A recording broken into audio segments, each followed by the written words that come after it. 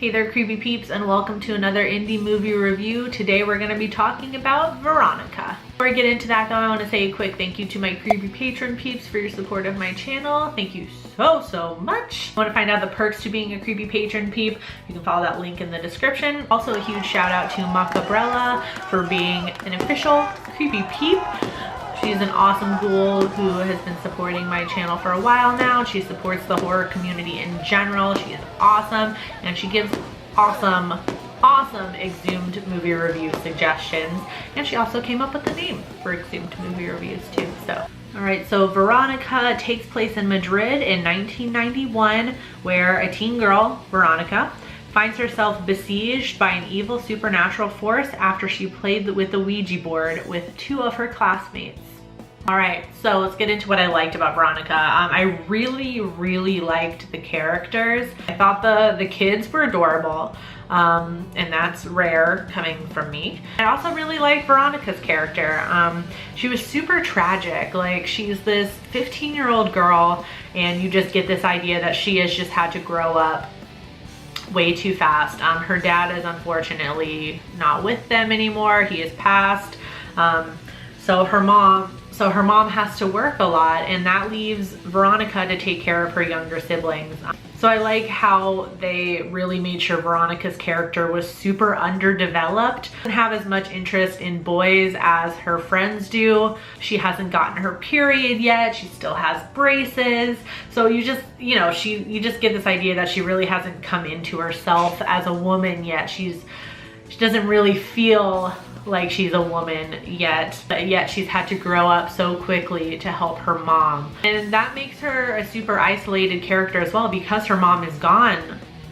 For a lot of the movie, her mom is not present because she's at work. You understand how isolated Veronica is, because not only does she have to face this demon that's trying to inhabit her and trying to, you know, wreak havoc on her, she can't run to her mom for help because her mom is counting on her to watch her siblings. And then on top of that, she has to take care of her siblings so that they don't get hurt as well because of something that she did.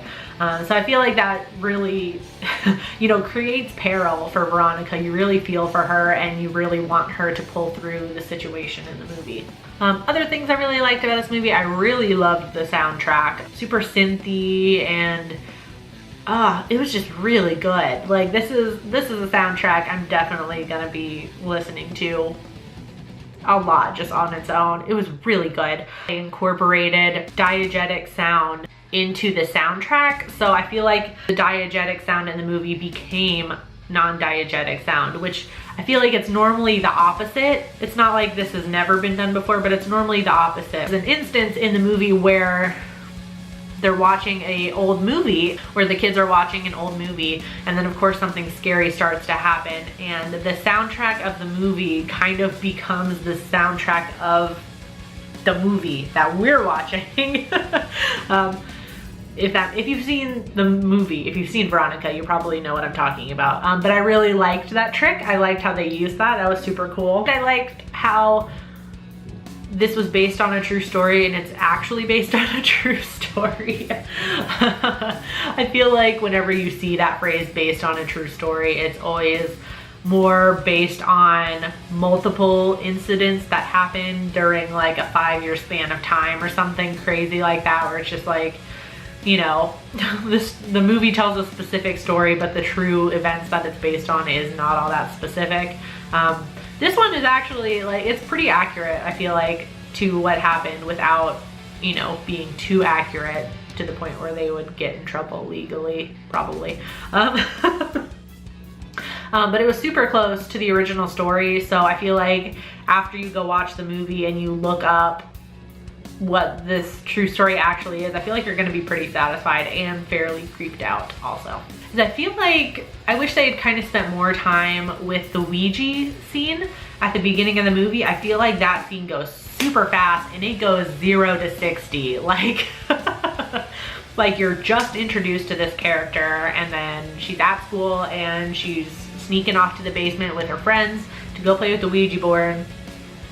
And literally instantly, Veronica just goes catatonic and weird stuff starts happening. I feel like that just happened a little bit too fast, and I feel like they kind of glossed over why Veronica was playing with the Ouija board. She was trying to contact her deceased father.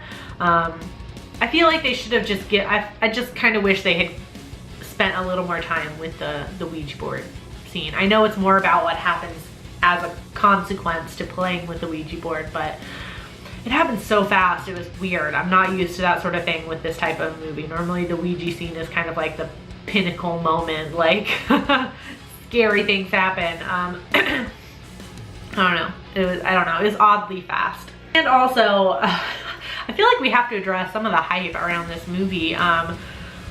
The main reason why I watched this movie was because I kept seeing everywhere on Facebook, on Twitter, whatever, everyone sharing all this stuff about how this is the scariest movie ever made.